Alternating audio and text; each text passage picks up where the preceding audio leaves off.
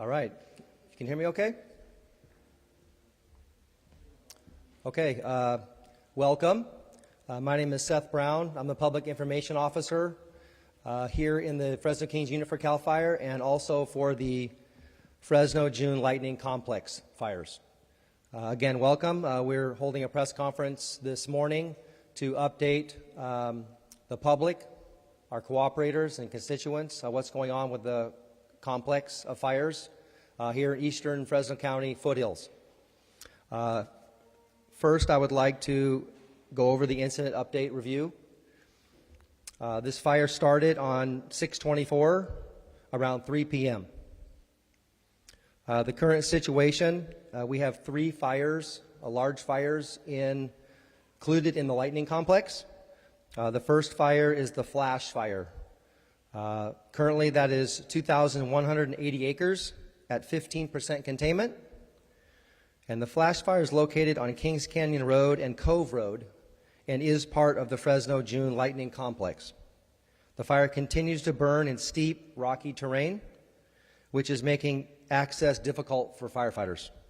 Terrain continues to be a main influence of this fire. The second fire is the Bolt fire.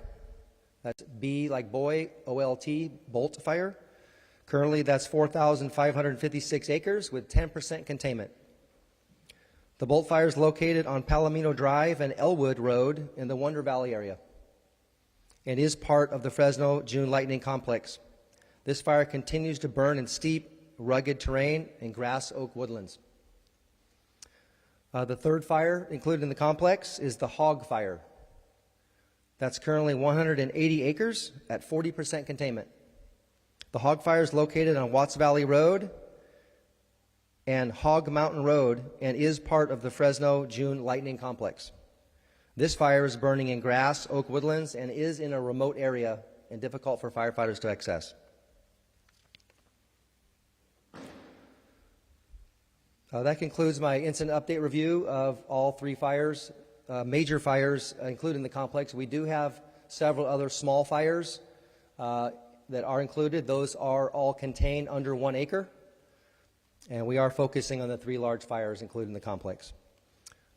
With me today, that's going to be able to speak with you, is Fresno County Sheriff John Zanoni.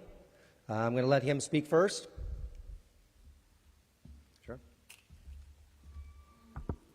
Thank you, Seth. John Zanoni, Fresno County Sheriff's Office. We're here today. We're working hand in hand with our partners over at CAL FIRE and many other law enforcement partners here in the area.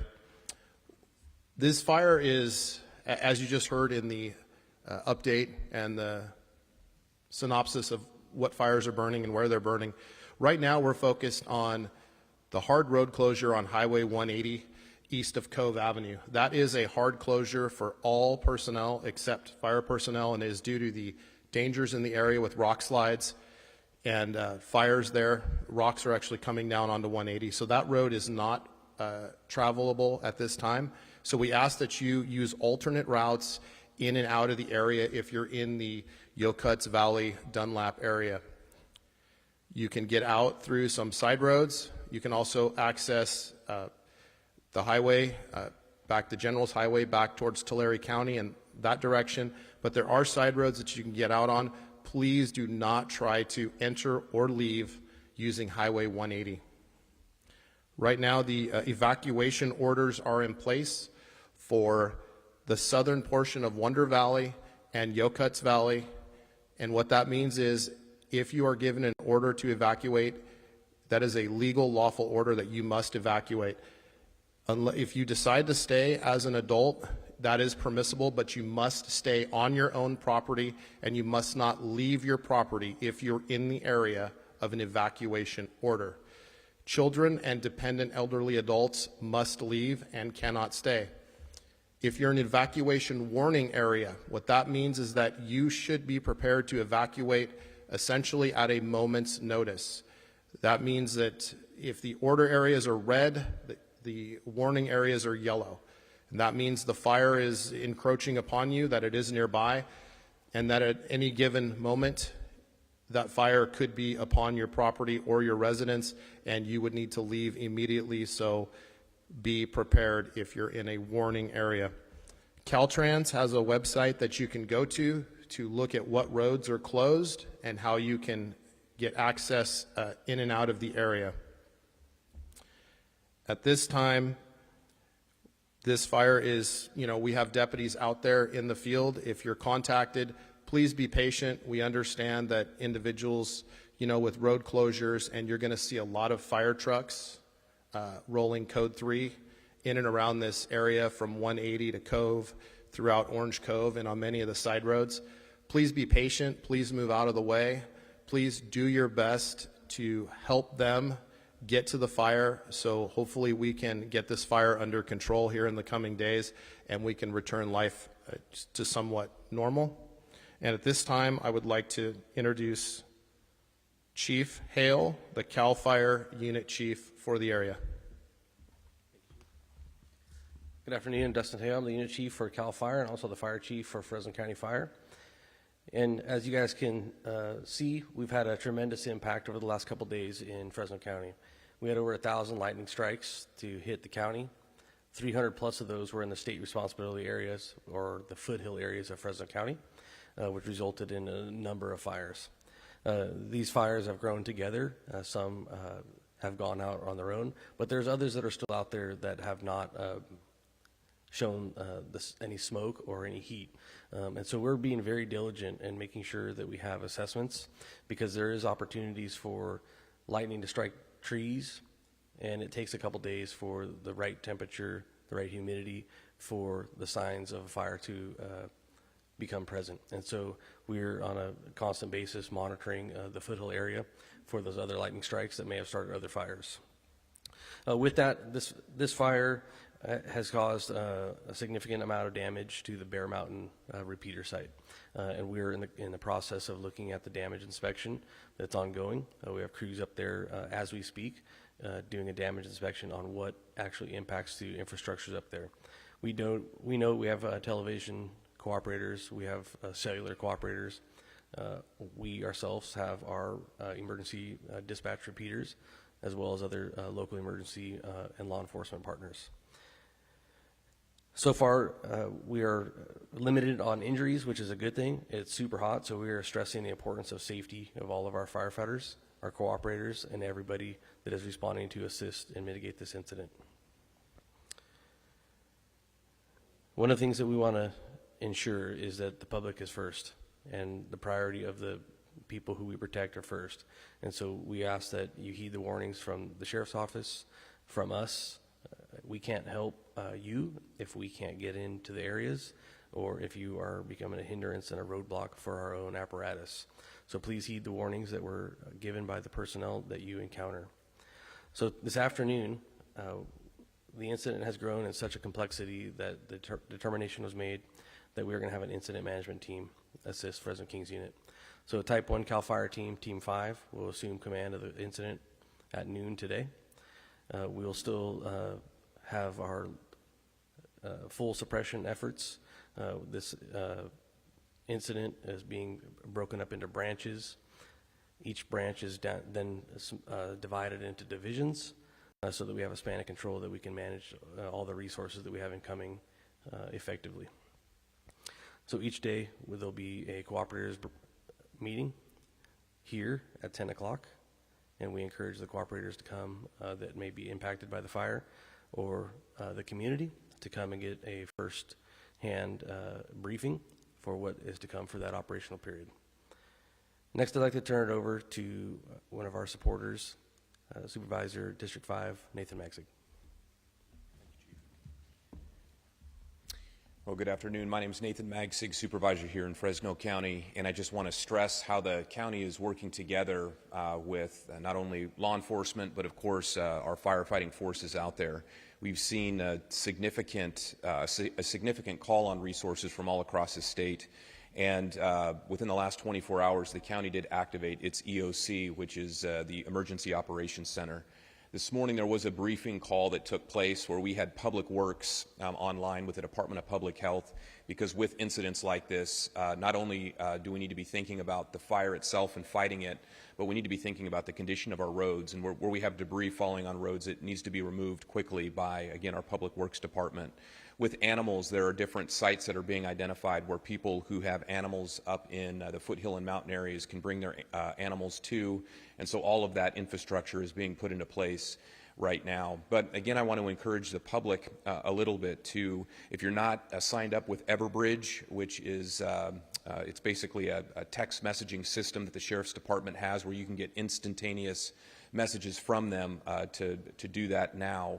And also, too, just to heed the warnings. I know last night it became apparent as the winds picked up that the Squaw Valley, Dunlap, or I should say Squaw Valley, Yokuts Valley area needed to go under an evacuation order.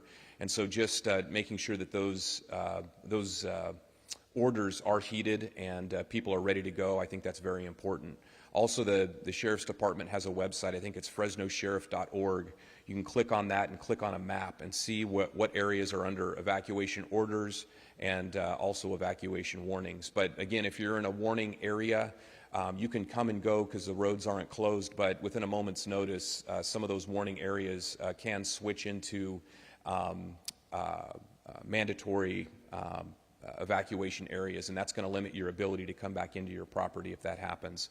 So again, all agencies are working together. This is a top priority for the County of Fresno, and we're going to continue to do everything we can to assist CAL FIRE and all those other agencies that are coming here working together. Thank you.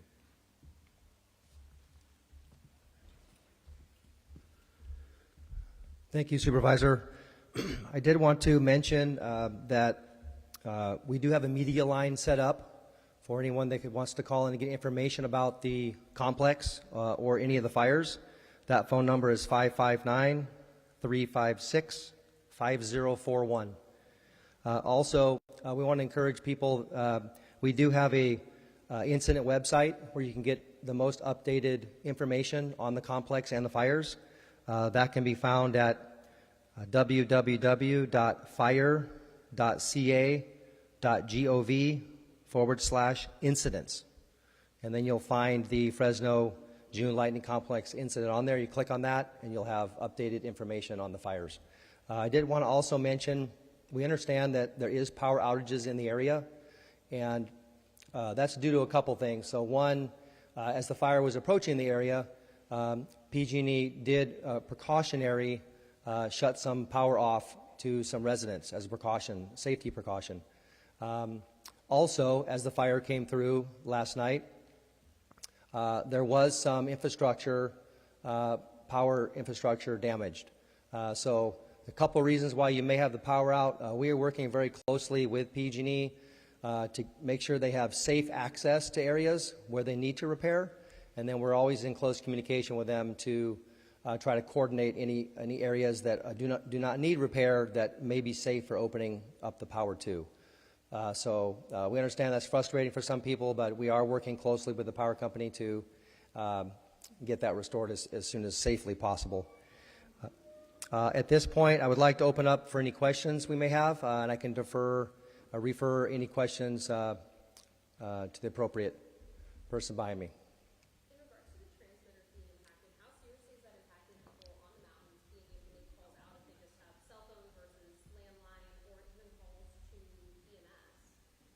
Right.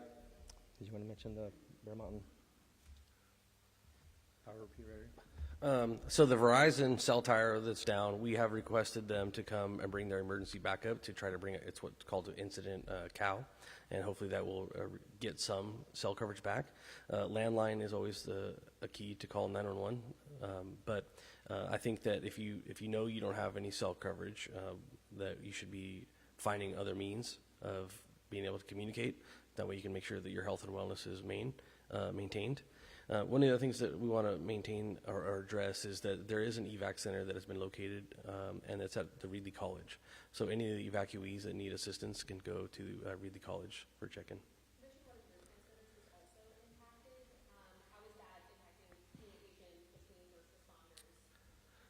So our transmitters are in a brick block building, and so that building did not sustain any damage. And so we've been checking with our transmitters as well as the sheriff's department. Those are still intact, but it's more the cellular towers and some of the other buildings and towers that are affected.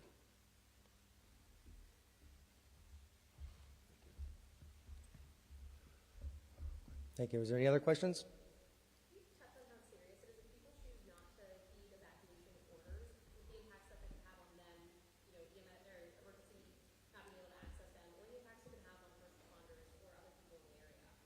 Sure. Sheriff, would you like to talk about that? Absolutely. If you receive an evacuation order, we're not trying to deprive you of your residence and your ability to protect your property, so to speak, but the order is given because we are concerned about your safety. That means that there's a good chance that the fire is going to burn through the area and could burn your property and your structure. If you choose not to leave, that is your choice. But remember, in an imminent danger situation, it may be impossible or non-permissible for emergency crews to get to you if you decide that you need to leave because your life is in danger. So you take on that responsibility if you choose to stay on your property once given an evacuation order. My recommendation is go to Reedley College or go to someone's house if you have family or friends in the area. Reedley College is a place where you can go to where we have a shelter set up with the Red Cross, and you can be there and you can be out of harm's way. When we're looking at a fire like this, you have a lot of fire personnel here, obviously, and when they have to get in to fight these fires and get to these hotspots and protect these residences, the last thing that any of us want in law enforcement or fire is another emergency or some other exigent circumstance because someone didn't heed the evacuation order. Try not to create any additional emergencies or any additional situations here because we do have our hands full with this fire. If you're in an area and maybe you're not under an evacuation warning and you decide to leave your residence, that area could in the future come under an evacuation warning or even an order. If you could leave either some sort of note on your door or something to let us know, hey, we have left the residence, here is our contact phone number, so that way we can get a hold of you and not have to worry about if you're out on the property, if you're on your way back, or if you're stranded somewhere. So things like that would help. But really, if there's an evacuation order, we highly encourage you to follow that order and to leave the area and go to one of the shelters that's been set up, go to a family or friend's house. I believe that the Fresno Fairgrounds is actually taking farm and livestock type animals right now for people that are evacuating the fire up here. Thank you.